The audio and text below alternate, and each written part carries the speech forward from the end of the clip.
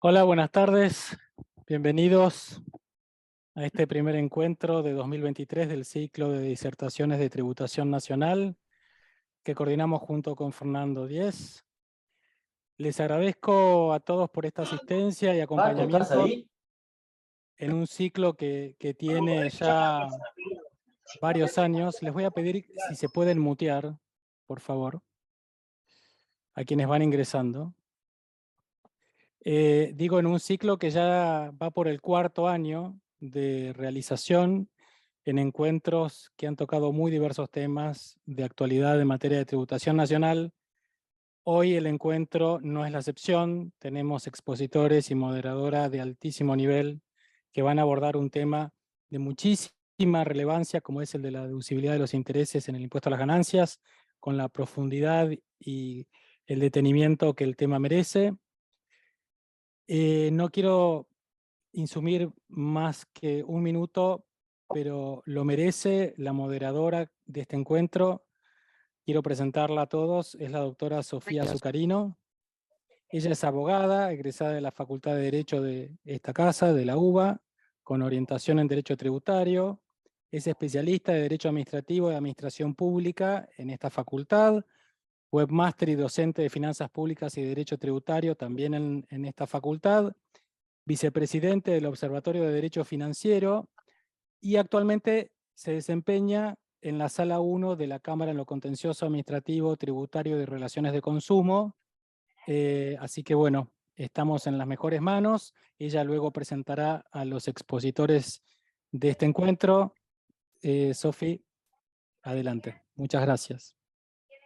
Bueno, buenas tardes, gracias a todos por asistir y un especial agradecimiento a los coordinadores Marcelo Núñez y Fernando Díez por convocarnos y darnos el espacio para debatir estos temas de sumo interés. En primer lugar, por una cuestión administrativa, les recordamos que mantengan los micrófonos en mute, van a tener el chat a disposición para hacer preguntas y al final de la exposición vamos a dedicar unos minutos para responderlas. Y en el chat les voy a dejar el link, el formulario para la asistencia. Bueno, vamos a dar comienzo ahora sí a las exposiciones. En primer lugar, el primer panel va a estar a cargo de la doctora Valeria Statio. Ella es abogada, graduada de la Universidad de Buenos Aires, magíster en Derecho y Economía de la Universidad Torcuato Di Tella, obtuvo el máster en Tributación Internacional de la Escuela de Derecho de la Universidad de Nueva York, y actualmente se desempeña en el sector privado y es profesora en la Maestría de Derecho Tributario de la Universidad de Torcuato Di Tella. Para un breve resumen, a modo de introducción, va a desarrollar el alcance de la jurisprudencia de la Corte Suprema de Justicia de la Nación en materia de deducibilidad de la carga financiera. No, pero es que estaba la señora, no, mi amor. Sí, disculpen, ¿pueden mantener por favor los micrófonos en mute? Gracias. Abordará el concepto de deducibilidad para el caso de los sujetos empresa, para no analizar la interpretación de la Corte en los precedentes más importantes en la materia. Asimismo, nos acercará a la postura de los tribunales inferiores y finalmente nos comentará la postura del fisco respecto de la deducibilidad de ciertos gastos y las novedades a este respecto. Vale, te cedo la palabra. Bueno, por la presentación, muchas gracias a Fernando y a Marcelo por la invitación y a vos, Sofía, por la coordinación. Les voy a empezar a compartir la presentación. ¿Se ve bien ahí? Fantástico. Sí. Bueno, como ustedes lo habrán visto anunciado en el temario, la idea de hoy es repasar las normas involucradas en este tema, tanto en la ley como en el decreto reglamentario, no solo respecto de la financiación de préstamos, digamos, clásicos o comunes, sino otro tipo de financiamientos a los que suelen recurrir las empresas a través de fideicomisos, o emisión de ON sobre todo, y a eso se va a dedicar en la segunda parte Julián Martín con más detalle. En mi caso voy a intentar hacer referencia a estas normas, no tan detalladamente como lo va a hacer él, pero sobre todo volcado al análisis de la jurisprudencia que tenemos en la materia, fundamentalmente a partir del dictado del fallo Inc., que vino a causar un revuelo bastante importante, porque arribó a conclusiones que, como vamos a ver, por lo menos en lo personal, en algunas cuestiones comparto y en otras no tanto. Así que bueno, arrancamos entonces. A ver si corre la presentación. Como todos sabemos, el principio general de deducibilidad en materia... Ahí estoy escuchando unos... ¿Se escucha bien? El principio general para la deducibilidad de gastos de sujetos empresa, el principio general está en el artículo 83 actual de la Ley de Ganancias, y fundamentalmente apunta a que son deducibles las erogaciones dirigidas a la obtención de ganancias grabadas o al mantenimiento o conservación de su fuente. En este sentido, si bien la Corte, hay precedentes anteriores a este, en el caso de Pan American Energy, el fallo del 2014, la Corte hizo especial hincapié en este principio. En el caso se trataba de la deducción de unos planes de pensión, de una empresa, digamos, que había adquirido un fondo de comercio de otra empresa y estaba pagando los planes de pensión asumidos por la empresa anterior. En este caso, la Corte fue muy amplia y clara en el sentido de entender que todos estos pagos que se estaban haciendo estaban vinculados a la actividad de la empresa y que no correspondía hacer una interpretación, digamos, restrictiva de estos conceptos que están en la ley. Y esto lo digo por más de que todos seguramente los que estamos acá lo sepamos. Karina porque se va sola.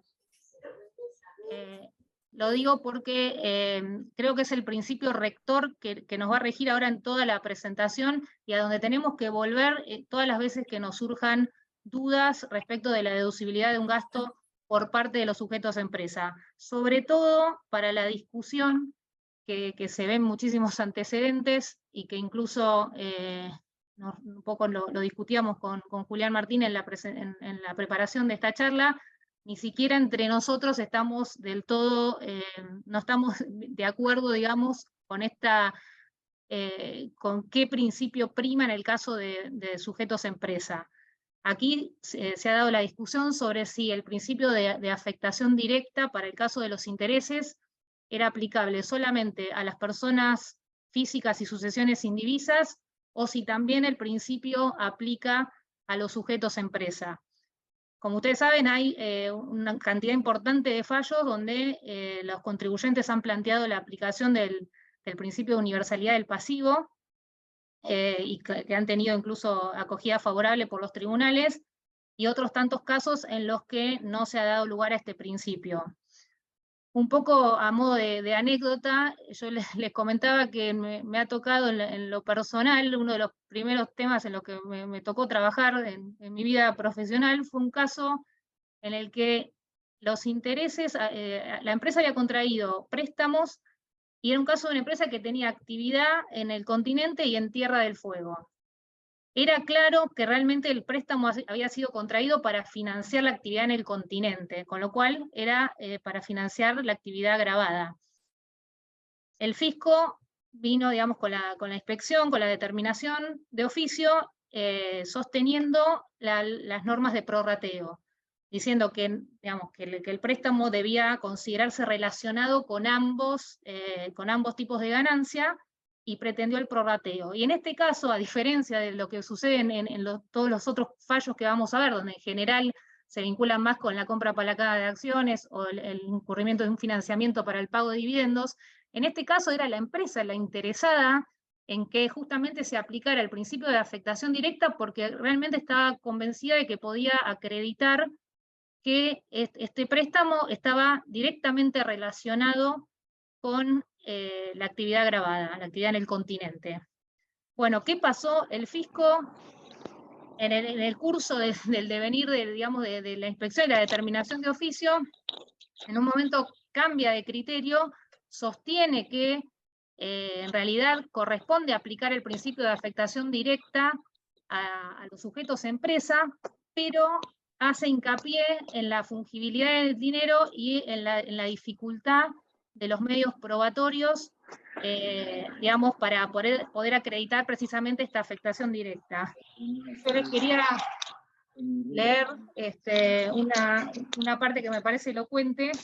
El fisco en una parte dice que ni el más sagaz de los peritos, ni la contabilidad más avesada o más prolija, va a ser capaz de probar esta afectación directa. Llamativamente, el Tribunal Fiscal y la Cámara deciden a favor del principio de afectación directa, pero lamentablemente en las dos cuestiones, tanto el Tribunal Fiscal como la Cámara después lo confirma, consideran que no se había desplegado una actividad probatoria suficiente para acreditar esta afectación directa. Con lo cual nos encontramos acá en esta puja entre este principio general que hablaba al comienzo, de que lo que debe regir la deducibilidad de gastos es precisamente la relación con las ganancias grabadas, y por otro lado, la fungibilidad del dinero y la dificultad de los medios probatorios. En ese caso es cierto que, digamos, la mayoría de la prueba presentada tenía que ver con la contabilidad. Esto, tanto el tribunal como la Cámara lo consideraron insuficiente, colocando, digamos, al contribuyente en una situación bastante complicada, digamos, porque más que con la contabilidad y los flujos de fondo, ¿qué otra prueba puede presentarse para acreditar esta afectación directa? Con lo cual el contribuyente obtuvo dos fallos que en la cuestión teórica le daban la razón en cuanto al principio de la afectación directa, pero no pudo probar que efectivamente, en el caso, realmente el préstamo había sido utilizado 100% para la actividad en el continente. Este es un poco el panorama, y ahora después, como vamos a ver, es la Corte ahora la que echa luz, digamos, sobre este tema, o bueno, luz o sombra, de acuerdo a quien lo mire, pero la verdad es que, digamos, por lo menos en mi caso, cuando leí el fallo Inc. y puntualmente respecto de la aplicación del principio de afectación directa, me pareció acertado, porque no hay que, digamos, tener una mirada sesgada y mirarlo siempre desde el punto de vista de los casos donde se vienen pugnando los gastos, como les decía, vinculados a la compra de acciones o dividendos, digamos, el principio general, y hay que mirarlo también a la luz de estos otros casos, como este que les comento, donde la empresa tenía un genuino interés en poder deducir la totalidad de los intereses. Entonces, bueno, hecha un poco esta introducción, vamos a ver un poco más de detalle la causa Inc. Me pareció importante un poco acá describir los hechos, porque son de fundamental importancia para la Corte. No es cualquier caso, estamos en el supuesto de las llamadas leverage buyouts, donde lo que... me estaría hablando. Me resulta raro porque Fran hasta... Donde aquí lo que la operatoria que desarrollaron ciertas empresas, fundamentalmente, bueno, el grupo Excel, porque son los casos que se han conocido, lo que se daba en la práctica era que en general una sociedad constituida en Caimán, la sociedad vehículo, se inscribía en la IGJ en los términos del artículo 123. A continuación, esta sociedad vehículo suscribía casi la totalidad de acciones de una nueva sociedad constituida con un capital mínimo y de objeto exclusivo, financiero y de inversión, a través de préstamos que se obtenían a altas tasas de interés en bancos. La nueva sociedad adquiría la totalidad de otra sociedad, que era la sociedad objetivo, que es la sociedad operativa, y luego se producía la fusión por absorción mediante la incorporación del patrimonio de la sociedad objetivo a la sociedad inversora. Ahí se daba un cambio de denominación social y de reforma del objeto social, que antes era exclusivamente financiero y ahora pasa a ser operativa, a fin justamente de que esta nueva sociedad pudiera deducir los intereses de los préstamos contraídos. En realidad, bueno, me faltó un paso, ¿no? La última parte es que se cancelaba la deuda con fondos obtenidos a través de obligaciones negociables. Estos son los hechos y, digamos, la Corte hace fundamental hincapié en esta secuencia que ahí les muestro en la línea de tiempo, porque bueno, son todos hechos muy seguidos, obviamente interrelacionados, y que generaban como resultado, obviamente, que la compra de la empresa operativa terminaba siendo financiada, o, digamos, positivamente a través de las ganancias operativas de esa misma sociedad fusionada.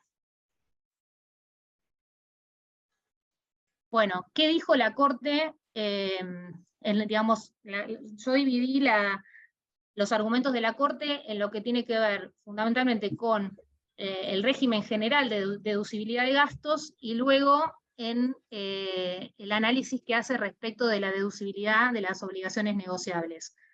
Como ustedes recordarán, en el dictamen de la Procuradora, que había sido favorable al contribuyente, también tenía un poco este doble análisis, se focalizó sobre todo en la deducibilidad de los gastos por el régimen general y después tiene un párrafo diciendo que a la misma conclusión se hubiera llegado a través del régimen de obligaciones negociables. La Corte fue un poco más allá y explicó por qué para la Corte no es deducible esta carga financiera, tanto si se la analiza por el régimen general como a través de la ley de obligaciones negociables. En cuanto a los principios generales de deducibilidad, la Corte vuelve a hacer hincapié en que el principio de... Vuelve a hacer, no, hace, creo, por primera vez un pronunciamiento en el sentido de que el principio de afectación directa aplica a los sujetos empresa. Acá, bueno, entonces viene a poner, digamos, echar un poco de luz sobre esta discusión del principio de universalidad del pasivo versus el principio de afectación directa, justamente basado en lo que vimos en la primera slide respecto de cuál es el principio rector en materia de deducibilidad de gastos y que lo más relevante es que esté vinculado a ganancia gravada. Por eso en el caso este que yo les comentaba de la sociedad con ganancia exenta y gravada, como digamos, estaba vinculada directamente a actividad gravada, el principio de afectación directa debió haber conducido a la habilitación del total de la deducción, cosa que no pasó por el tema probatorio. Pero bueno, acá en cuanto a principio, entonces la Corte sostiene que el principio de afectación directa aplica a los sujetos a empresa. ¿Y cómo lo justifica? Bueno, como viene haciendo la Corte ya en los últimos años, le hace mucho hincapié en los antecedentes parlamentarios. Esto es una práctica que hace la Corte y que digamos, se ve cada vez en más fallos cuando considera que hay una cierta duda interpretativa, va al debate parlamentario para ver si aclara esta cuestión, y en este caso en particular fue al antecedente de la ley 23.260, que fue la que aclaró que el principio de afectación directa regía para las personas físicas. Y en ese caso, digamos, por cómo digamos, se desarrolló sobre todo el mensaje del Poder Ejecutivo, que aquí lo tengo, dice que la incorporación expresa del principio de afectación patrimonial se circunscribió al caso de la imposición personal o a los contribuyentes del impuesto personal en la inteligencia de que respecto de estos, es decir, de las personas físicas y sucesiones indivisas, la regulación del impuesto entonces vigente no exigía relación de causalidad con las rentas gravadas para la deducción de intereses de deudas. Termina concluyendo que la aplicación del citado principio de pertenencia o de afectación patrimonial en materia de deducción de gastos, que surge del inciso A del artículo 81 en su momento, no queda limitada a personas físicas y sucesiones indivisas, sino que también se aplica a los sujetos de tercera categoría que se rigen según la teoría de balance, que en consecuencia no se encuentran autorizados para deducir sus gastos en forma promiscua, según lo propone la tesis de la universalidad del pasivo.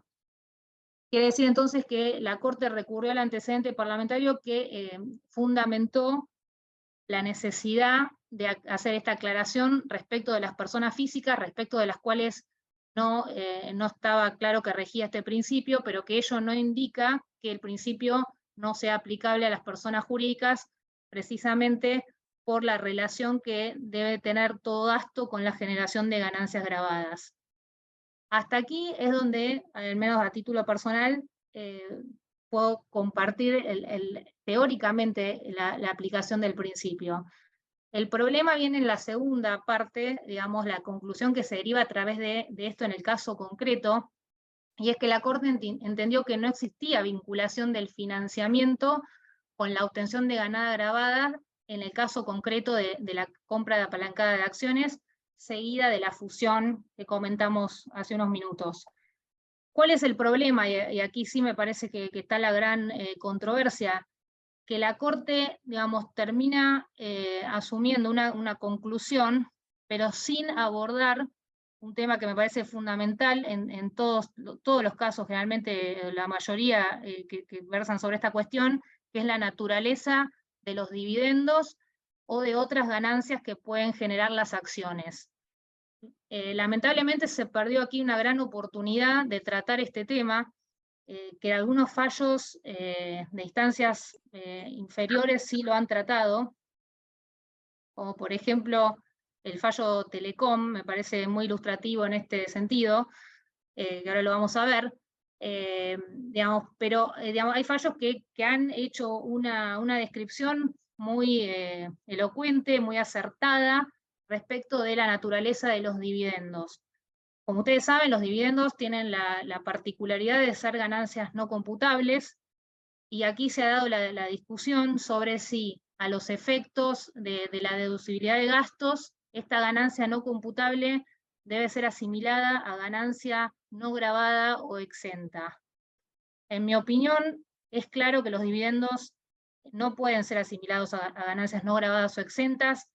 Por cómo es la estructura del impuesto, es claro que son ganancias que tributaron en cabeza de otro sujeto, y hay un escollo, me parece, insalvable para quien quiera defender que esto no es así, y es el actual artículo 68, segundo párrafo, que dice expresamente que son admisibles los gastos que no hubiesen sido ya deducidos. Esto en el artículo 68, cuyo primer párrafo es el que habla de la no computabilidad de los dividendos. Honestamente no sé cómo quien vaya a defender que los dividendos es ganancia no gravada o exenta, cómo puede explicar la existencia de este párrafo, o si directamente esto implica desconocer la letra de la ley en este sentido. Pero no solo esto, digamos, se está desconociendo que las acciones per se, o sea, las acciones que son el bien que se compró a través del financiamiento, en caso de ser vendidas, también generan renta gravada. Esto se soslaya por completo. También el caso, por ejemplo, de la adjudicación de las acciones en un caso de disolución también va a estar gravada, y de esto tampoco, digamos, se hacen cargo los pronunciamientos en el sentido contrario. Luego incluí ahí esto de resultado por inversiones permanentes, porque se han visto, digamos, en algunas inspecciones, alguna confusión, me parece, por parte del fisco, que pretende impugnar los gastos al decir que la empresa recibe resultado por inversiones permanentes no gravadas, y en realidad sabemos que el resultado por inversiones permanentes genera ganancia contable y no impositiva, con lo cual este análisis me parece que no es correcto, pero lo más relevante es que el fallo termina teniendo una conclusión contraria al contribuyente, pero sin abordar esta cuestión. Si se quiere, uno puede decir, bueno, al fallar en contra del contribuyente, si uno lee entre líneas, debemos asumir que la Corte está entendiendo que los dividendos son ganancias, digamos, no gravadas o exentas a los fines de la deducibilidad de gastos, pero la verdad que es extraño, por lo menos llamativo, que no haya abordado el tema en profundidad, teniendo en cuenta la cantidad de antecedentes que hay en esta materia, donde para un lado y para el otro se ha discutido la cuestión. En este sentido, bueno, por eso un poco les comentaba que la primera parte uno puede estar de acuerdo o no, pero bueno, en mi caso estoy de acuerdo con la aplicación del principio de afectación directa, porque entiendo que es el que se encuentra más en línea con el principio general de la deducibilidad de gastos de sujetos a empresa, pero en esta segunda parte me parece que quedó incompleto, y es lo que me parece nos genera mayores dudas a la hora de analizar con qué alcance debemos aplicar este precedente para todos los casos que tenemos actualmente esperando una solución de la Corte, o incluso que se encuentran en trámite en tribunales inferiores. Sobre esto voy a volver más sobre el final. En segundo lugar, como les comentaba, la Corte analiza el tema a la luz del régimen de obligaciones negociables para llegar también a la conclusión de la no admisibilidad de la deducción.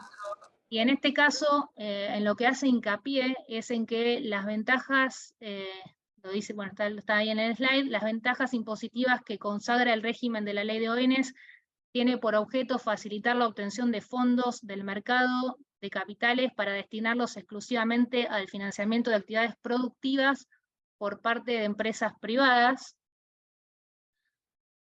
Y luego concluye que el artículo 37 admite la deducción de la totalidad de los intereses, bueno, actualizaciones, gastos y descuentos y colocación de vengados por la obtención de fondos provenientes de la colocación de ONs que cuenten con autorización de la CNB para su oferta pública en la medida en que tales fondos sean aplicados al financiamiento de actividades productivas de la empresa emisora. Acá nuevamente, digamos, la Corte recurre a los antecedentes parlamentarios de la ley de ONs, pero me parece que a diferencia de lo que, digamos, de la claridad que proporcionó, digamos, que proporcionan los antecedentes parlamentarios en el caso que vimos antes respecto del principio de afectación directa, en este caso me parece más polémico o discutible, porque si se quiere, digamos, recurriendo a los antecedentes parlamentarios, en un punto está desconociendo la letra de la ley de ONs, y a esto se va a referir más puntualmente Julián, que prevé como un destino posible de las ONs la refinanciación de pasivos sin ningún tipo de limitación en cuanto a la finalidad de la aceptación a la finalidad justamente de la emisión de las ONs. Con lo cual tenemos una norma que pareciera, o por lo menos entiendo que admite cualquier tipo de refinanciación de pasivos, y al mismo tiempo una interpretación de la Corte que, recurriendo a los antecedentes parlamentarios, hace una interpretación bastante restrictiva, y en la medida en que este financiamiento no esté vinculado a actividades productivas, pretende, de hecho desconoce la deducibilidad de los gastos. ¿Qué reflexión un poco nos cabe a este respecto? Que esto también un poco lo estuvimos discutiendo antes. Pareciera que si la Corte... Pero sí, entra y sale gente todo el tiempo. Perdón, hay alguien con el micrófono abierto. Lo que pareciera es que si la Corte hubiera llegado a la conclusión a la que llegó con los principios generales, y hubiera llegado a una conclusión distinta a través del régimen de las ONs, se generaría una suerte de, digamos, discriminación, si se quiere, o diferencia en el tratamiento de la deducibilidad, dependiendo del tipo de modalidad de financiamiento que haya escogido el contribuyente. Da la sensación de que a través de esta argumentación un poco equipara la conclusión a la que lleva a través de los distintos regímenes, cuando normativamente no surgiría esta conclusión, por lo menos en forma clara. Pero bueno, la Corte, como les decía, llegó a esta conclusión por los principios generales, y también a diferencia de lo que dijo la Procuradora, dijo que en caso de analizarse la cuestión a través del régimen de las ONs, tampoco se iba a habilitar la deducción. Entonces volvemos, ¿no? ¿Cuál es el alcance con el que tenemos que interpretar el fallo para todas las situaciones que tenemos pendientes? ¿Qué casos son los más significativos para evaluar? En el caso de la compra apalancada de acciones, lo que nos preguntamos es si esto, digamos, la doctrina del fallo Inc. va a redundar en pronunciamientos contrarios a los contribuyentes en todos los casos, o solo en aquellos que se hayan estructurado del modo, digamos, en el que vimos Inc., con esa secuencia de situaciones de hecho que culminan con la fusión por absorción de la sociedad operativa. Por lo menos da la sensación de que el fallo, por distintos términos que utiliza, cuestiona o castiga este modus operandi, digamos, de las empresas, o sea, muy focalizado en los hechos como se dieron en ese caso. Esto nos permite, por lo menos, dudar sobre si cualquier compra apalancada de acciones va a tener la misma solución que el fallo Inc., o solamente las que tengan esta secuencia de hechos como en este caso. Yo creo que en los casos que están discutidos, que tienen situaciones de hechos muy similares a Inc., no me imagino la Corte fallando en sentido distinto. Ahora, ¿cómo analizamos esta cuestión a la luz de la discusión sobre la potencialidad de generación de ganancia agravada de las acciones y cómo tratar de hacer una interpretación armónica, ¿no?, del fallo Inc. con estos principios? Podríamos decir como una posibilidad que en el caso de Inc., al absorberse la sociedad y las acciones compradas desaparecer, ya no tenemos ni siquiera la susceptibilidad de la generación de ganancia agravada que podrían darse en otros casos. Porque si uno alega que esas acciones posteriormente pueden ser vendidas y eso generar ganancia agravada, o en el caso de una disolución, la adjudicación va a estar grabada, bueno, en este caso directamente desaparecen esas acciones, con lo cual, si bien hay una susceptibilidad de generación de esa ganancia, en la realidad va a ser de imposible cumplimiento. Esto creo que puede llegar a ser una interpretación razonable de cómo la Corte podría, o humildemente creo debería, analizar estas cuestiones. Para todos los casos en los que se está discutiendo un financiamiento, por ejemplo, incurrido para el pago de dividendos, considero que, y espero que la Corte, digamos, ahí sí se meta directamente en la cuestión que creo que es fundamental en esta temática, que es la naturaleza de los dividendos, y entienda que el pago de dividendos indudablemente está vinculado al giro de la empresa, y que no hay nada de objetable en eso, y que, digamos, siendo que los dividendos no son ganancia no grabada o exenta, que por algo el legislador le dio otro estatus, y por algo se permite la deducción de los gastos del segundo párrafo del artículo 68, a través de este análisis debería llegar a la conclusión de que esos intereses son deducibles. Lo mismo entiendo para el caso del financiamiento incurrido para el rescate de acciones, reducción de capital, por las mismas razones, ¿no? Por la naturaleza de los dividendos y también por la susceptibilidad de generar otro tipo de ganancias gravadas a través de la venta de las acciones o de la disolución. Y llegando ya más al final, la situación especial que quería comentarles, que creo que, bueno, que se está viendo en el mercado últimamente, es la posición del fisco de intentar impugnar la totalidad de gastos incurridos por una sociedad holding, lo cual esto va un paso más allá, más grave, realmente preocupante, porque el argumento detrás de estos ajustes es que si una sociedad holding tiene como objeto principal la participación en otras sociedades, con lo cual obviamente tiene acciones en otras sociedades, la totalidad de los gastos incurridos para el funcionamiento de la holding no deberían ser deducibles.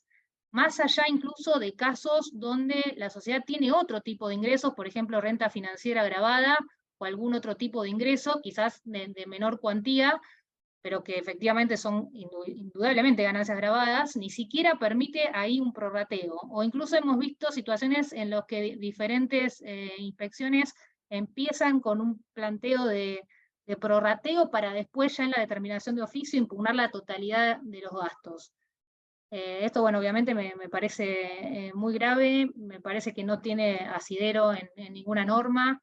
El hincapié que se hace en el objeto principal de la sociedad no tiene, digamos, entidad suficiente para desestimar los gastos, la deducibilidad de los gastos.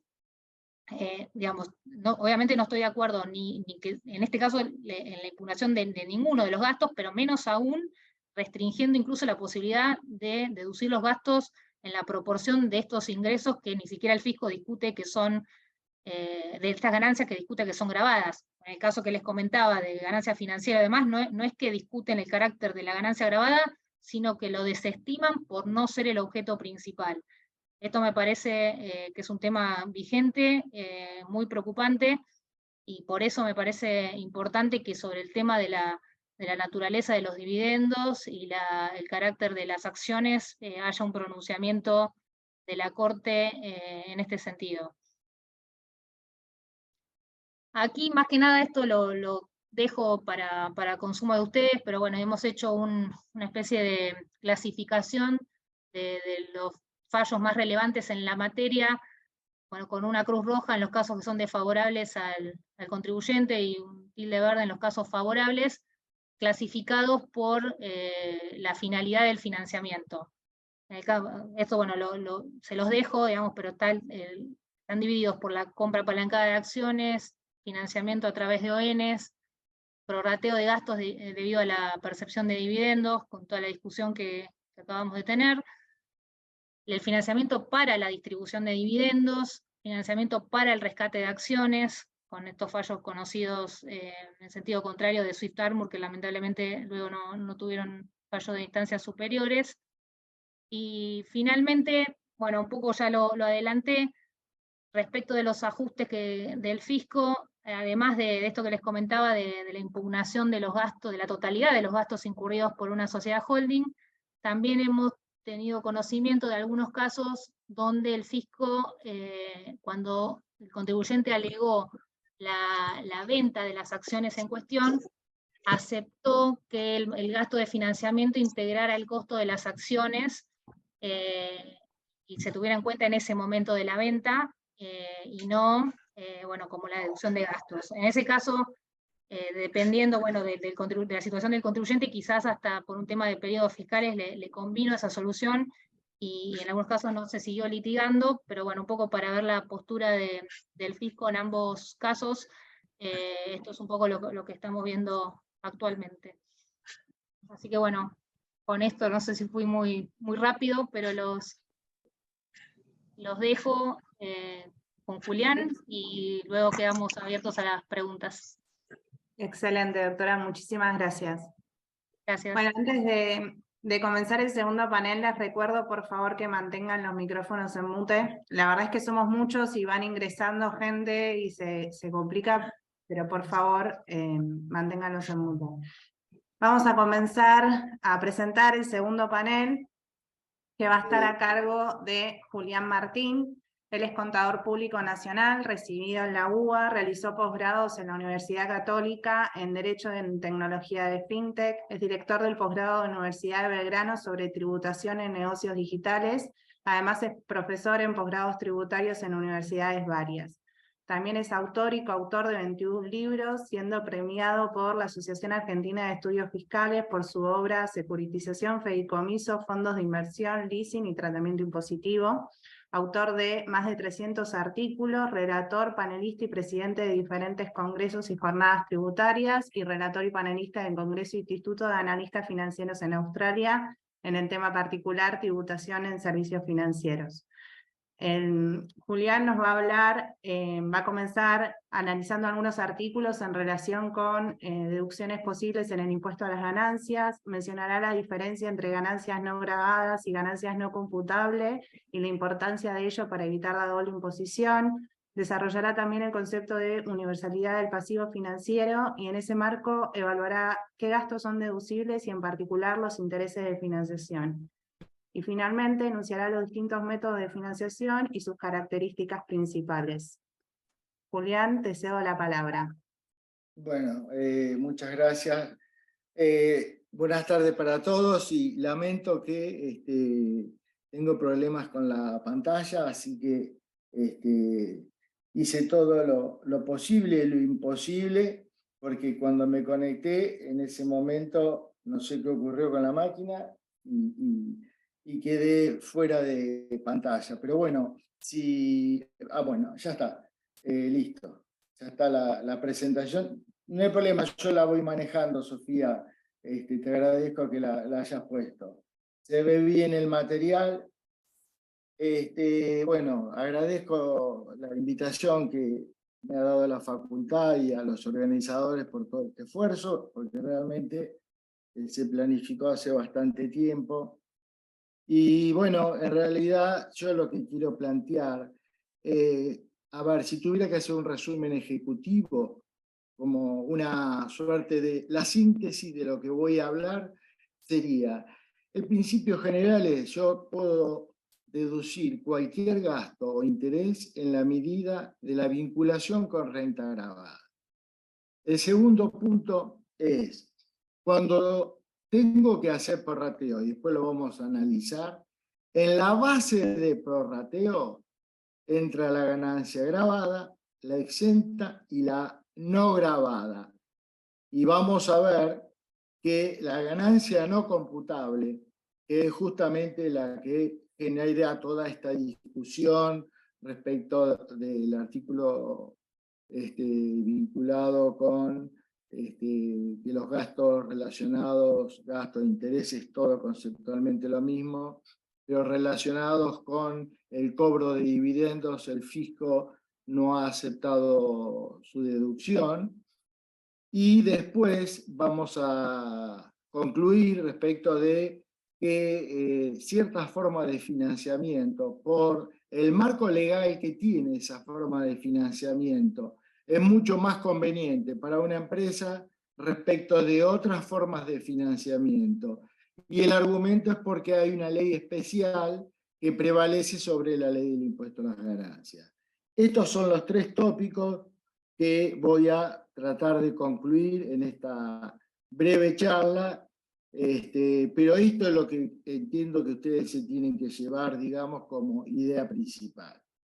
Yo voy a hacer un repaso, básicamente, del articulado, y acá están puestos los artículos con la numeración actual, y está básicamente, yo le diría, marcado lo principal que hay que tener en cuenta. El artículo 23 es la raíz concretamente de todo lo que vino hablando Valeria y todos los debates que hay en la justicia. Fíjense el segundo párrafo. Yo creo que esto es la piedra filosofal. Esta es la piedra filosofal de todo. En ningún caso serán deducibles los gastos. Y cuando hablamos de gasto, es todo. Incluye cargos financieros. Vinculados con ganancias exentas o no comprendidas en este impuesto. Y yo le diría que acá, si nos paramos acá y entendemos estos dos renglones, o este medio renglón, como lo querramos visualizar, acá está la definición, por lo menos desde mi punto de vista, de el error interpretativo por parte de la autoridad fiscal cuando cuestiona que no... Perdón, hay un micrófono abierto, si por favor lo pueden silenciar. Cuando dice no comprendida en este impuesto, y esto lo vamos a entender desde que nació el impuesto a las ganancias, y antes, cuando también estaba el impuesto a los réditos, que conceptualmente es lo mismo, pero voy a clarificar este punto. No comprendida en este impuesto significa comprendido en otro gravamen. Esta es la redacción, la interpretación de cómo funciona este párrafo. ¿Qué significa? Que cuando, digamos, la ley en su origen redactó este párrafo, interpreta de que yo tengo que prorratear entre lo que está exento y lo que está fuera del objeto. Digamos, esta es la introducción de todo lo que vamos a ver más adelante, que después se detalla con más precisión. Y acá voy a dar un ejemplo puntual. Un ejemplo, ¿qué es relacionado con otro impuesto? Una persona humana ¿puede tener ganancias comprendidas en otro impuesto? Sí, perfectamente, porque puede tener una actividad agravada, puede tener ingresos exentos y puede tener ingresos, apuesta de carreras. ¿Lo puede hacer? Sí, nadie se lo impide. Puede tener ingresos por lotería y paga impuesto del premio. ¿Lo puede hacer? Sí, porque está permitido. Estos dos últimos ingresos son los no comprendidos dentro del impuesto a las ganancias, porque están fuera de su objeto. Es decir, este párrafo lo que me está diciendo es que lo no comprendido tenemos que interpretarlo como que paguen otros gravámenes. Esta es la lectura, que paguen otros gravámenes. Y ahora voy al comparativo. Una empresa ¿puede tener ingresos no comprendidos en el impuesto? Nunca. ¿Por qué? Porque por el objeto social, una empresa tiene que hacer lo que está dispuesto en el contrato. Y si hacemos el comparativo con el ejemplo que hice recién, una empresa va a hacer su actividad económica, puede obtener renta de distinta naturaleza y en principio, no tendrá ninguna exención, básicamente porque la realidad es, en líneas generales, son pocas las exenciones para empresas que están comprendidas dentro del artículo 26 de la Ley de Ganancias. Y voy a la pregunta, ¿qué ingresos puede tener una empresa que paguen otro gravamen? Impuesto al premio, impuesto a las carreras de caballo, por ejemplo. Ninguno. No lo puede hacer porque está fuera de su objeto social. Entonces, si ya partimos de esta definición conceptual, está claro conceptualmente de que una empresa nunca puede tener ingresos no comprendidos dentro del objeto social. ¿Puede tener ingresos no computables? Sí, que son los ingresos de los dividendos. Pero acá no dice ingresos. Sí, a ver,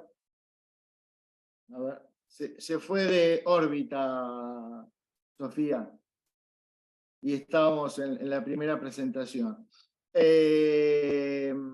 A lo que voy es, ¿puede tener ingresos no computables? Sí, pero acá la ley, en el artículo, la primera es, bueno, te adelantaste. A ver, si podés ir al principio de todo.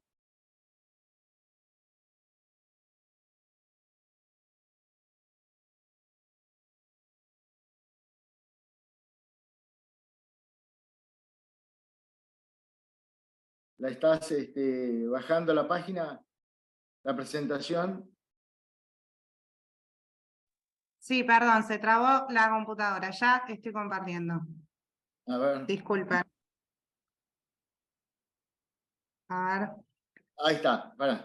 Sí. No. Déjala ahí, por favor, Sofía. Perfecto, disculpe. Entendamos lo siguiente. No comprendido en este impuesto no significa no computable. No lo dice la ley. No está diciendo eso. Acá me está hablando de otra cosa. Entonces, la piedra filosofal quedó clara. De manera de que si tuviera que hacer una primera definición respecto de todo este tema, es una empresa nunca puede tener ganancias no comprendidas dentro del objeto de impuesto a las ganancias, porque no están comprendidas dentro del objeto social y por ende no están permitidas. Sobre la base de esta concepción, interpreto yo, Julián Martín, que todo el debate filosófico que viene haciendo la FIP parte de un error, que es justamente esto.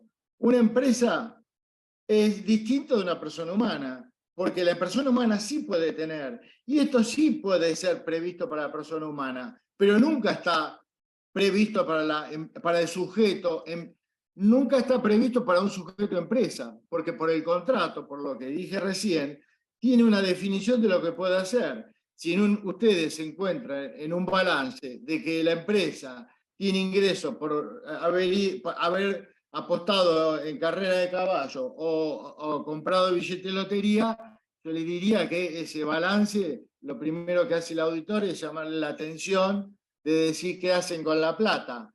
En vez de invertirla en activos financieros redituables, están apostando a ver si pueden ganar plata en otra cosa. Lo cual, conceptualmente y desde el punto de vista de la realidad económica, todo lo que estoy planteando es la lógica de un auditor que va a revisar un balance y nunca puede encontrar este tipo de ingresos en una empresa. Partiendo de todo esto, sigo con los artículos involucrados en este punto, pero el 23 es la piedra fundamental. Sigo con el 83.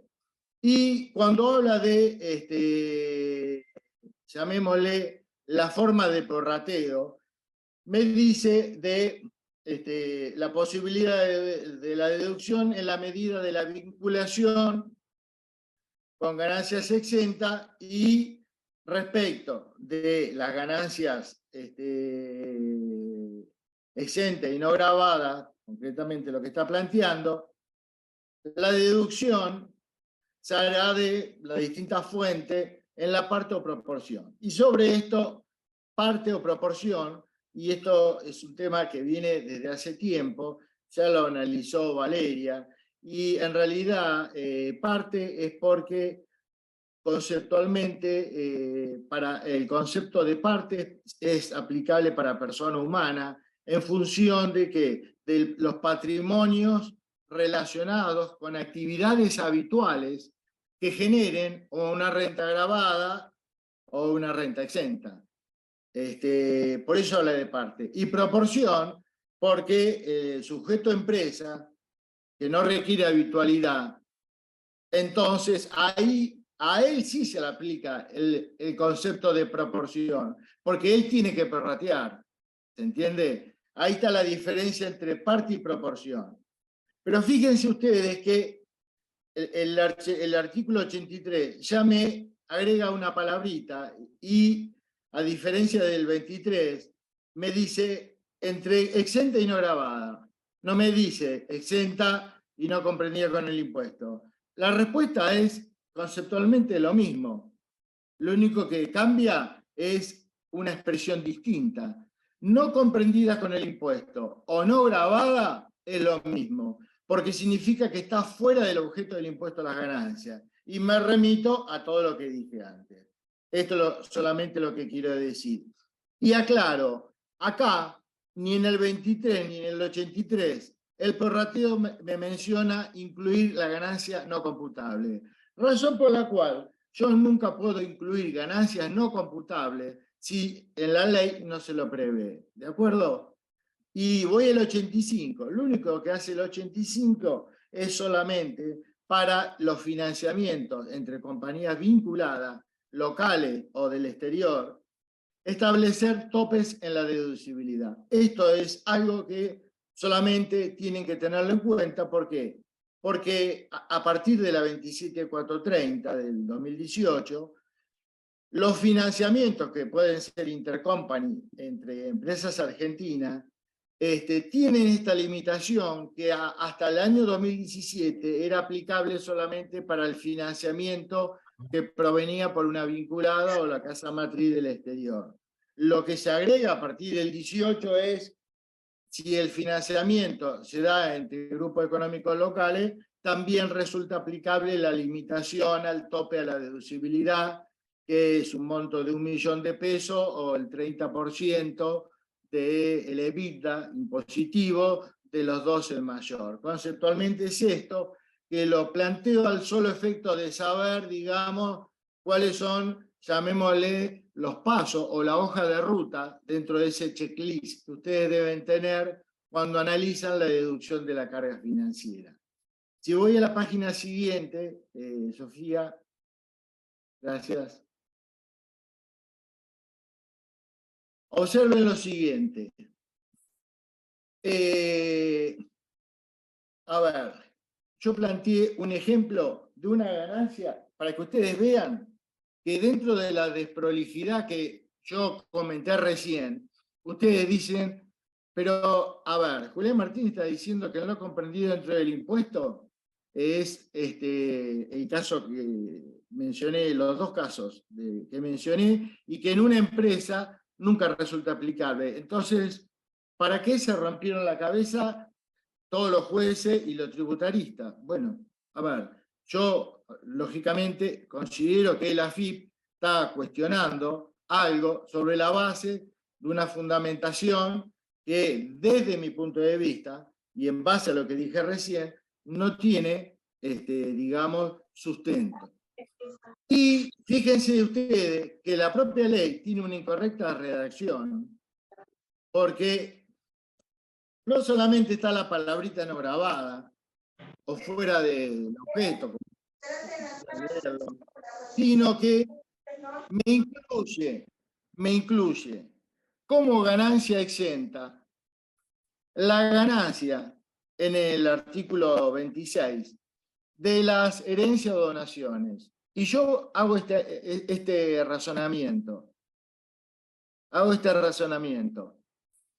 ¿Quién puede tener, puede ser un sujeto, siguiendo con el mismo comparativo, empresa y persona humana? ¿Una empresa puede recibir herencia? No, entonces no resulta aplicable.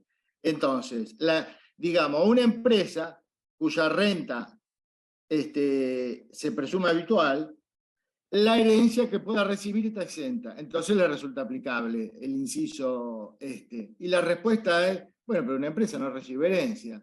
Y la persona humana, si recibe herencia, está exenta. Pero la respuesta es, tampoco resultaría aplicable esta exención, porque para que esté exento primero tiene que estar dentro del objeto, es decir, tiene que tratarse de una renta habitual. Y nadie recibe habitualmente herencia. ¿Se entiende? Entonces, si analizamos con precisión las normas, nos damos cuenta que también dentro de la redacción y con el análisis con bisturí, como estoy haciendo, nos encontramos con exenciones que están mal redactadas, porque esto concretamente tendría que salir del artículo de exenciones y tributar, llamémosle así, el impuesto a la herencia, como tributa en Provincia de Buenos Aires. Y si existiera el impuesto a la herencia como existía en Argentina a nivel nacional, ese sería, por ejemplo, otra ganancia no comprendida dentro del impuesto, por ejemplo, pero sería aplicable para persona humana, nunca para empresa, porque no reciben herencia. Vamos siguiendo con el análisis, para que ustedes vean que si analizamos con precisión la ley, hay desprolijidades que me llevan a pensar de que, bueno, cuando uno analiza la normativa, hay que evaluarla debidamente, si realmente esto puede aplicar a un sujeto o a otro, o no aplica a ninguno. Y entonces, y si no aplica a ninguno, ¿para qué vinieron todos estos cuestionamientos de la FIP? Bueno, ese es el planteo que yo me hago. Las ganancias no computables, y yo acá lo que quiero plantear es lo siguiente. Dentro de lo que es la ganancia gravada, es lo que está dentro del objeto del impuesto, puede ser que esté gravada o que puede estar exento en la medida que esté enumerado en el artículo 26 de la Ley de Impuesto a las Ganancias. Y las ganancias no computables son una especie dentro de las ganancias gravadas que no están exentas. Fíjense que no están exentas dentro del artículo 26 y que se las enumera expresamente en el artículo antes 64, ahora creo que es 68, 69, donde se incluyen expresamente a los dividendos y se los trata como no computable. ¿Y con esto qué quiero concluir? Que esto es lo importante de todo esto. Que la ganancia no computable es una ganancia gravada. Lo que ocurre es que el único concepto que encuadra ahí adentro son los dividendos, nada más. Y fíjense ustedes que no está considerado como ganancia exenta, porque si no se hubiera puesto dentro del articulado del artículo 26, y que si se hubiera puesto en el articulado sería una desprolijidad, porque en realidad no es que está exenta, lo correcto es que no computable. ¿Esta es la siguiente, Sofía? ¿O te adelantaste? Sí, me adelanto un poquito a las reflexiones, perdón. Yo porque no quiero perder el orden de lo que vengo diciendo, sino, a ver. Sí, esta es la inmediata después. Esta es la inmediata posterior, perfecto. Bueno, concretamente, ¿cuál es el motivo por el cual un hecho, un ingreso no computable no se lo grava? ¿Cuál es el motivo por el cual no se grava en una sociedad los dividendos que obtuvo de otra sociedad? No pasa lo mismo con una persona humana, que sí tiene que gravarlo y le retienen el impuesto. El motivo es para evitar la doble imposición. Y ahora sí te pido si vamos a la siguiente transparencia, Sofía. Ahí vamos acelerando. Mire este ejemplo conceptual. La empresa ganó 1.000 pesos. Supongamos, vamos a hacerlo fácil, olvidémonos por un instante que tenemos la escala 25, 30 y 35 y que es un fijo más la alícuota sobre la adicional. Vamos a aplicar directamente el 30% para hacerlo sencillo. Y yo lo que voy es lo siguiente, yo aplico el 30% sobre la utilidad fiscal, asumamos por un instante que coincide con la utilidad contable y que no hay diferencias temporarias entre la base contable y la base fiscal. Tengo que un impuesto de 300 y una utilidad neta a distribuir de 700. La sociedad holding, que la 2, recibe dividendos por 700. Pero esos 700, estos 700, a ver, para entenderlo conceptualmente, en realidad no son 700, son 1.000 que ya pagaron 300, el 30%, y como a mí me quedó neto el remanente, ese remanente es lo que yo ingreso a mi bolsillo. Que esto, permítame que yo lo plantee de otra forma. Si yo lo analizo, por ejemplo, como otra forma de visualizarse esto, en realidad, yo podría decir, yo incorporo la renta de los 1.000, me van siguiendo, y le resto como pago a cuenta, llamémosle los 300, digamos, que pagué en la sociedad 1. Pero si ocurriría esa interpretación, que algunas veces la he escuchado, motivaría qué es lo que pasa con el criterio de la renta de fuente extranjera. Yo incorporo el bruto, resto el pago a cuenta, termino grabando el neto. Sí, pero grabo la renta en su totalidad. ¿Pero por qué la grabo en su totalidad? Porque no la grabé en origen.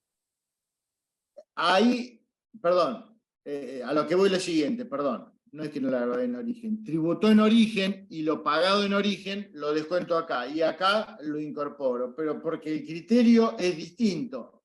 La renta de fuente extranjera la tengo que grabar y me tomo el pago a cuenta. En el caso del dividendo, directamente el criterio no es el mismo. Directamente el criterio, el neto, no lo incorpores en tu ganancia, porque lo dice el propio artículo 68. Y a su vez el párrafo segundo me dice que serán, como comentó antes Valeria, serán deducibles los gastos relacionados con dividendos. Entonces, este es uno de los fallos que salió hace poco con el tema de banco hipotecario en Cámara. Salieron 2 fallos en el mismo mes, o en 2 meses de diferencia. En Cámara, pero con periodos fiscales distintos. Y sobre este mismo concepto, con el dividendo, una sala dijo justamente lo que estoy comentando ahora.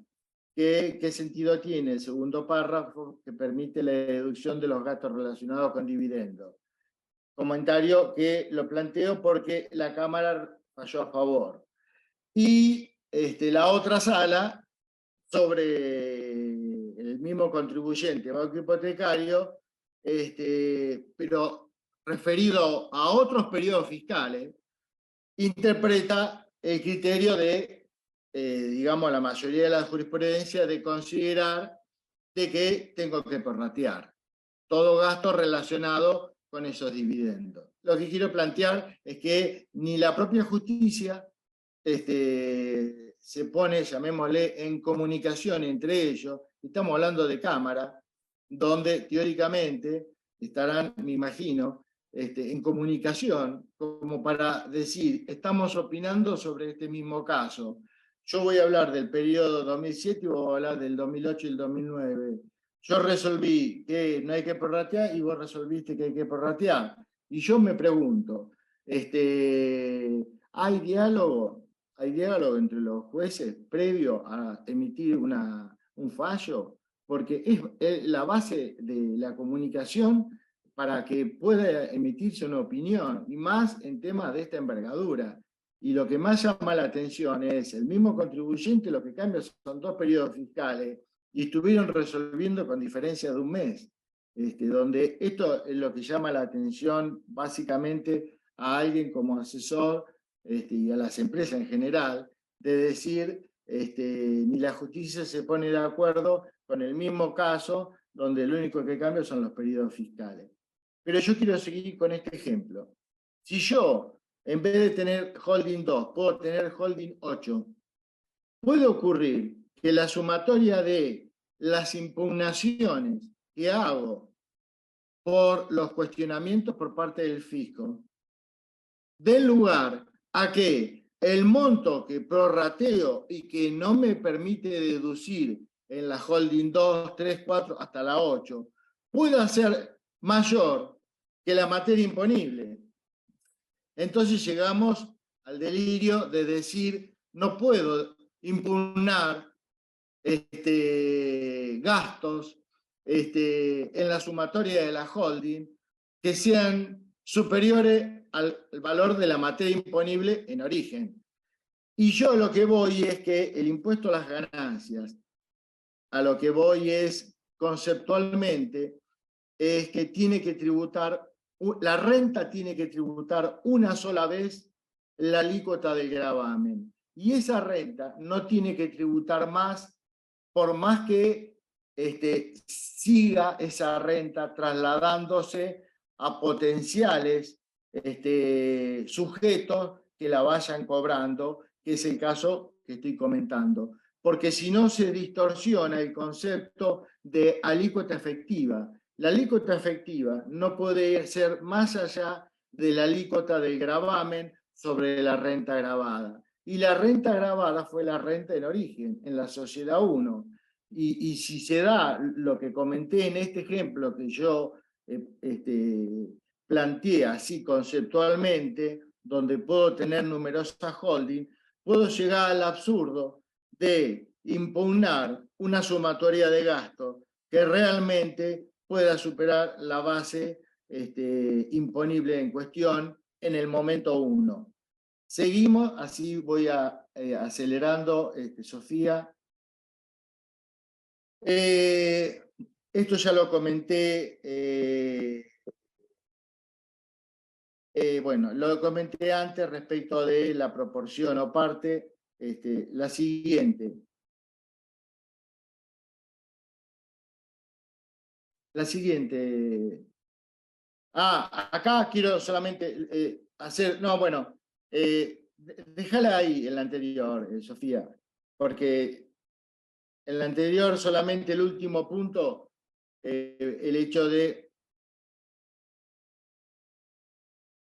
bueno, hoy, entre que yo no tengo cámara y a vos se te descuelga la pantalla, bingo. No, es la que verdad, vos querías lucirte con la presentación que íbamos a hacer hoy. La de Valeria estuvo genial.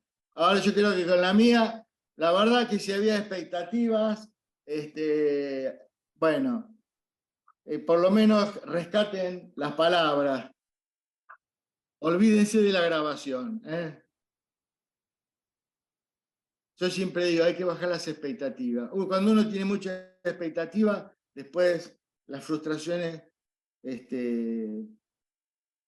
hay que manejarlas. Bueno, lo que quiero plantear es que en las empresas, ¿por qué en mi opinión, como dije antes, da lugar que una empresa motive el prorrateo? El fundamento no lo utilizo en base a lo que analizó Valeria. Ella tiene su criterio, lo respeto, y yo considero que las empresas, por principio general, y llamémosle desde que nació el impuesto a las ganancias, y por la interpretación que yo hice antes del concepto de vitalidad versus en una persona humana versus la empresa que todo ingreso está grabado y motiva el prorrateo, y por eso no hablo de parte. Ustedes tienen que tener presente que en los años 80 existió el impuesto a los capitales, la ley 21.287. Y el impuesto a los capitales era un impuesto que sujetaba a tributación. Y es importante, yo le diría que lo lean, la ley 21 de 87, Infoleg, va a aparecer, aunque esté derogada, y disponía de que el pasivo lo tenía que deducir en la proporción de los activos que estuvieran grabados. En la proporción de los activos exentos, yo no lo podía deducir el pasivo. Y así lo establecía el artículo 9. Y con esto lo que quiero plantear es que el fisco ni siquiera me permitía hacer la vinculación de yo tenía este pasivo porque estuvo relacionado con la compra de bienes de capital. No importa, va al prorrateo igual. Y esto fue un tema, le estoy hablando liquidaciones que se hacían en esa época, donde uno decía la falta de equidad tributaria respecto de este gravamen, porque aunque yo tenga la carga de la prueba y diga, yo este bien que tengo al cierre estuvo financiado con este pasivo que tengo al cierre. Y la respuesta es, bueno, lamentablemente el artículo 9 no me hacía una diferenciación justamente entre los pasivos que podía identificar con activo grabado versus el resto de los pasivos. No, todo iba a la bolsa, porque consideraba que el dinero es fungible. Y en base a este criterio, la fungibilidad del dinero, es que se sostenía el prorrateo de pasivo. Y por eso se consideraba que el pasivo era universal. Quiero aclarar que mi interpretación respecto de cómo funciona el prorrateo está basada en que, bueno, si existió este impuesto sobre los capitales, lógicamente tengo que considerar de que en nuestro sistema tributario el criterio del prorrateo es aplicable para sujetos a empresas. Ahora, con el fallo hicieron una interpretación que Valeria la analizó con suma claridad.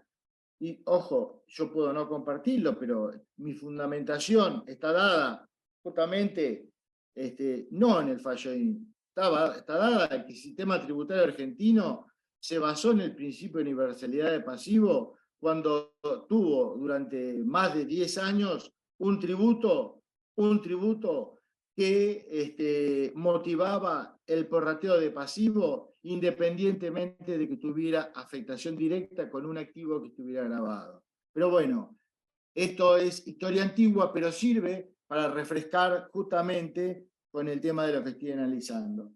Vamos pasando rápido, Sofía, a la siguiente. Bueno, este es el famoso artículo que hace referencia a que los dividendos no son computables. Y justamente el segundo párrafo dice que los gastos relacionados para la obtención de los mismos son deducibles. Entonces, a ver, esto es un poco lo que comentaba recién, el fallo del banco hipotecario, una de las salas que resultó a favor del contribuyente, que dice, bueno, ¿para qué está este párrafo entonces? Bueno, la otra sala opina distinto. Yo lo que quiero solamente plantear es que mi interpretación es el dividendo es una ganancia grabada, pero se considera como tiene naturaleza, llamémosla así, de renta no computable y que a su vez, por el segundo párrafo, permite la deducción de los gastos relacionados con esa renta. Insisto, esto no es renta fuera del objeto o renta no grabada. Esto es renta no computable. Estamos hablando de otra cosa totalmente distinta. Razón por la cual renta no computable es renta grabada y los gastos relacionados están en el segundo párrafo. Sigo analizando. A ver, Sofía. Julián, buenas tardes. Fernando Díez te habla, Julián. ¿Cuánto me queda? Quería comentar que por una cuestión de temas de Zoom, tenés 5 minutos como para redondear tu idea, porque después queríamos dejar abierto a preguntas de los asistentes. 19:30. En 5 minutos. Entregar el Zoom. En 5 minutos te entrego la computadora. Gracias, Fernando. Por favor, Julián. Esto que está acá, en realidad es una modificación en el reglamento cuando se modificó la ley de ganancias en el año 18. Se modificó la ley y el reglamento. Antes decía en el artículo 120 ¿qué tengo que hacer? Llamémosle así, el prorrateo en función de la renta gravada y exenta. Fíjense que está sombreado con rojo. Observen ustedes que el decreto 862, que modificó el 120, para definir los conceptos que motivan el prorrateo, dicen ganancias exentas, que produzcan ganancias exenta y no grabada. A ver, lo que quiero plantear es lo siguiente. Observen algo en todo esto.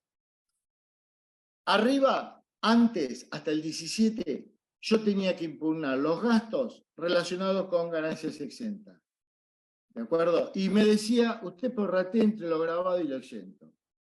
Observen que acá ni siquiera mencionaba lo no grabado, o lo que está fuera del objeto. Se incluyó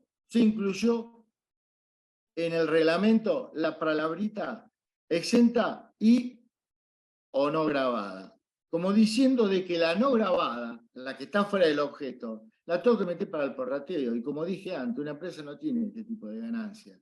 Pero a lo que voy es, ¿por qué la incluyeron? Para facilitar justamente todo el debate que viene haciendo la FIP, de considerar que la ganancia no computable, que es el dividendo, y es el que más cuestionamiento ha generado, lo considera igual a no grabada. Y la respuesta no son las mismas cosas. No computable no es igual a no grabada. Por ende, al poner no grabada, no significa que se deba interpretar no computable. No, son ganancias fuera del objeto. Y a lo que voy es, lo pusieron para facilitar el cuestionamiento fiscal por el hecho de decir, ahora tengo más argumentos. Y la respuesta es, estoy igual que antes, no cambió nada. Y quiero finalizar con comparativos, Sofía, ya vamos cerrando, de distintas formas. Esto lo que comenté recién, esto lo que la síntesis, lo que vine comentando hasta recién, que está marcado en amarillo. Esto es básicamente la síntesis de los puntos que he venido hablando. A ver, yo voy a plantear lo siguiente como reflexión final. Yo me puedo endeudar con obligaciones negociables y comparo con el financiamiento bancario o el financiamiento endeudándome, por ejemplo, cediendo el flujo de cuentas a cobrar a un fideicomiso financiero. Estos tres endeudamientos representan básicamente más del 90% de lo que es la forma que se financian las empresas. Por eso lo sinteticé acá. Pero vamos al siguiente, por favor, Sofía, así avanzamos rápido. Acá hay que cumplir un requisito fundamental, y es, esto lo dice la ley de ON, la ley me dice que el emisor tiene que aplicar los fondos de la emisión a refinanciar pasivo, a aporte de capital, a la compra de acciones. Entonces, con esto yo lo que quiero plantear, a ver, si la empresa se endeuda, después el artículo siguiente, el 37, yo diría, no pasemos, dejemos la foto acá, Sofía.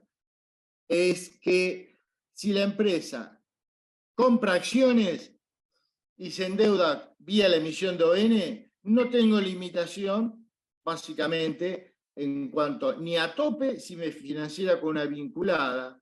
Y la respuesta es toda la discusión que viene planteándose respecto de si los intereses relacionados con dividendos serán deducibles o no serán deducibles, más allá de que en mi punto de vista son siempre deducibles porque no computable no es igual a no grabado, y ya lo demostré con, digamos, la corrección en el reglamento que fue inadecuada porque pusieron no grabado y no pusieron no computable. Y fíjense que en ningún párrafo de todos los analizados la palabra no computable está puesta expresamente. Siempre habla de no grabado o fuera del objeto. Acá lo que voy es una empresa que se endeuda con ON, asumiendo por un instante la teoría del fisco de que no computable es igual a no grabado, asumiendo por un instante que ese criterio es válido, aunque que no corresponde, la respuesta es, bueno, esa empresa cumplió con lo que dice la ley. ¿Por qué? Porque la ley me dice que si yo tomo financiamiento, lo tengo que aplicar a alguno de estos requisitos. ¿Por qué? Porque si no lo aplico a estos requisitos, me impugna el impuesto que no se pagó en la empresa y obliga a que se tribute ese impuesto. Y concretamente lo que me está hablando es el impuesto pagado ¿por quién? Por el inversor que no haya tributado como consecuencia de cobrar los rendimientos de la ON. Eso es básicamente el cuestionamiento que me hace la FIP, en el caso de que yo no aplique los fondos a estos destinos. Y yo lo que voy es lo siguiente, si yo tengo que emitir, perdón, si yo emito una ON, tengo que aplicar los fondos, por ejemplo, sí o sí acá. ¿Y qué pasa frente a la ley de ganancia? Esta es una norma especial y prevalece sobre todas las disposiciones de la ley de ganancias, razón por la cual puedo deducir la carga financiera en su totalidad. ¿De acuerdo? ¿Qué pasa con otras formas de financiamiento? Por ejemplo, que es igual a esto. Cedo las cuentas a cobrar a un fideicomiso financiero o un financiamiento bancario. No tengo esta misma cobertura, razón por la cual entro en las generales de la ley y veo que hay una desigualdad tributaria entre un contribuyente y otro solamente por la forma que decidió financiarse. Nada más que eso, porque uno tiene un paraguas de una ley especial y los demás no la tienen. Nada más, he terminado y espero haber cumplido con los 5 minutos, Fernando. Muchas gracias por la atención a todos. Muchas gracias, Julián Martín, por la exposición. Bueno, se consumió un poco más de tiempo de lo esperado. Les pido disculpas por los problemas técnicos, las cosas pasan. Le cedo la palabra a la doctora Estatio, que va a responder una pregunta y bueno, concluimos la jornada. Gracias. Sí, había una pregunta, creo, vinculada de las primeras, cuando estaba en mi exposición, que preguntaban justamente el tema de las empresas vinculadas. Luego Julián lo abordó, pero justamente es importante ese punto porque cuando los fallos hablan, incluso creo que el dictamen de la Procuradora NINC también, habla de que el criterio de deducibilidad para las sociedades es amplio y que la única limitación son las limitaciones que surgen de la propia ley. Justamente creo que está haciendo referencia a este tipo de limitaciones.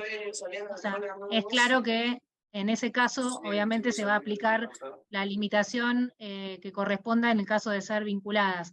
Pero es importante, me parece, la aclaración porque existen esas limitaciones y son estas, pero no otras que surgen de alguna otra jurisprudencia. Y por último, solamente una referencia, también Julián lo trató, yo la verdad no lo dije tan claramente en mi exposición. Además del argumento que me parece trascendental del segundo párrafo del artículo 68, la explicación de, en su momento, la creación del impuesto de igualación es el otro gran argumento a favor del criterio, digamos, de dividendos como ganancia agravada, porque si no, no se puede explicar el impuesto. O sea, el impuesto de igualación justamente venía a gravar la porción de dividendos proveniente de ganancias contables que no habían sido grabadas en cabeza de la sociedad que los distribuye. No se puede explicar ese régimen si no se entiende que el resto de la ganancia está siendo grabada. Julián lo mencionó, pero bueno, yo también lo hubiera querido mencionar antes y no lo hice. Así que por mi parte, eso solo. Sofía, muchas gracias. Gracias, Valeria. Julián. Corrimos, Fernando. No, pero yo quería agradecer, a mí me toca cerrar este evento y quería agradecer tanto a Valeria como a vos, Julián, por la excelente exposición y además por todo el trabajo que le han dedicado a la preparación. Aunque uno parezca que ahora tuvimos conflictos en cuanto a internet y todo, sé que han trabajado porque me consta. y queremos agradecerle junto a Marcelo, a Sofía también la coordinación, y muchísimas gracias a todos los asistentes. Comentarles que la próxima reunión de este ciclo de disertaciones de impuestos o tributos nacionales será el lunes 18 de septiembre. ¿Está bien? Nos tocaba el mes de julio, pero como en un mes de julio ahí está la feria, consideramos pertinente directamente vernos en el mes de septiembre. Con anticipación le haremos llegar cuál va a ser el tema que abocaremos en esa reunión, y les agradecemos a todos por su asistencia. No sé si alguien más, Julián, Marcelo, Vale o Sofía quieren aclarar algo, pero por mi parte doy por cerrada la jornada del día de hoy. Muchísimas gracias a todos. Gracias por la invitación y gracias a la audiencia también, que se ha mantenido hasta el final. Muchas gracias Julián y Valeria, y Sofía y Fernando.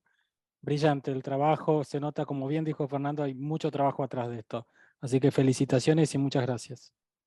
Gracias a ustedes que son los coordinadores, siempre trabajando fuerte para que la capacitación llegue a todos lados. Vi que había gente de Catamarca, así que bueno. De México, sí. De México también, bueno. Como dijo alguien por ahí, los beneficios de la virtualidad superan a los inconvenientes, estoy totalmente de acuerdo con eso. Cuando hay buena voluntad. En México, pero sí a distintas partes, así que bueno, a mucha gente que uno no conoce, le agradecemos. Ahí tenés de Santa Cruz a Vanessa. Impresionante. Bueno, también con frío en Santa Cruz. Bueno, mis saludos para todos. Salgo. Bueno, muchísimas gracias a todos que nos están pidiendo ya el Zoom para poder ser utilizado en otra actividad académica. Muchísimas gracias. Nos despedimos. Muy amable por todos. Gracias, hasta luego. Hasta luego, hasta luego. Gracias, hasta luego.